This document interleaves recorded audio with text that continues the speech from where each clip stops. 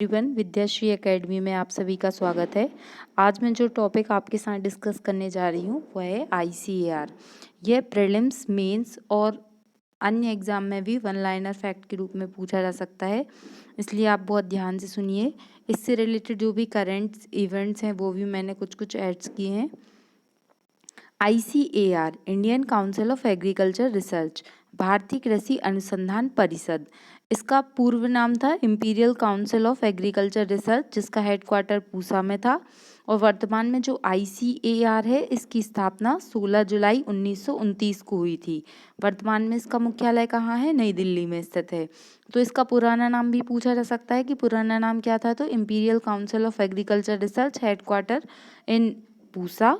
और वर्तमान में इसका नाम क्या है, तो Indian council of agriculture research. 16 जुलाई 1929 को इसकी स्थापना हुई और इसका मुख्यालय है नई दिल्ली।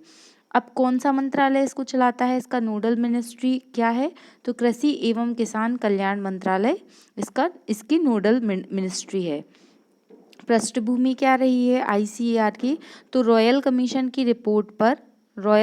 की कृषि रिपोर्ट के आधार पर सोसाइटी रजिस्ट्रेशन एक्ट 1860 के तहत इसकी स्थापना हुई है।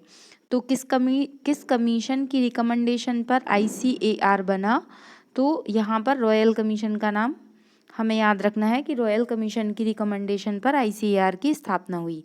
अब ICAR के लक्ष्य क्या क्या हैं, किन लक्ष्यों के तहत ICAR कार्य करता है, तो कृषि, वानिकी, पशुपालन, मछली पालन, इन सभी क्षेत्रों में, और शिक्षा और कृषि को किस तरीके से उसमें रिसर्च को हम बढ़ा सकते हैं, इसके लिए ICAR काफ़ी कदम उठाता है।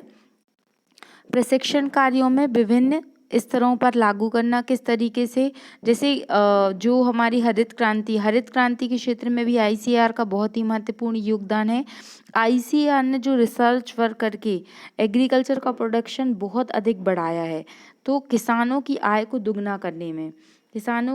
दुगना करने का लक्ष्य भारत सरकार ने कब तक रखा था, आप मुझे कमेंट बॉक्स में बताइए। इसके पहले वाली वीडियो में मैंने ये बताया हुआ है।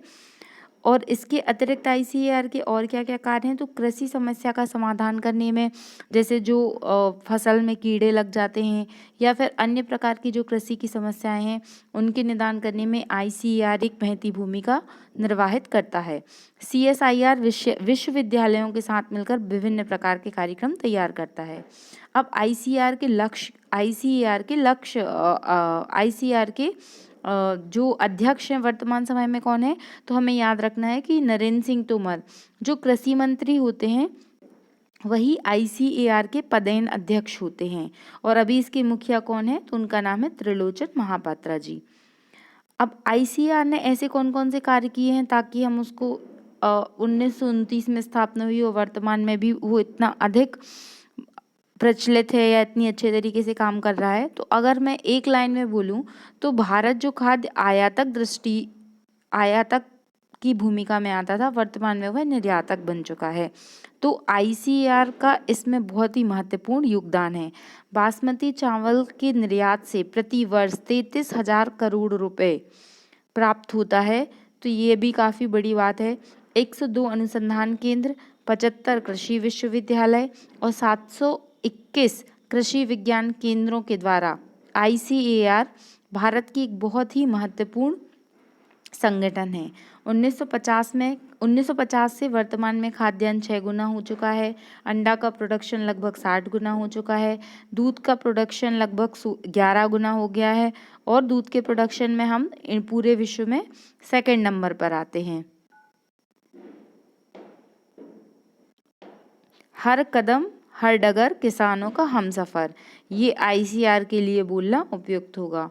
आई होप आपको ये वीडियो अच्छा लगा होगा। आप इसको 1-2 बार पढ़िए, आपको याद हो जाएगा। Thank you so much. Like, subscribe and comments. जय हिंद, जय भारत।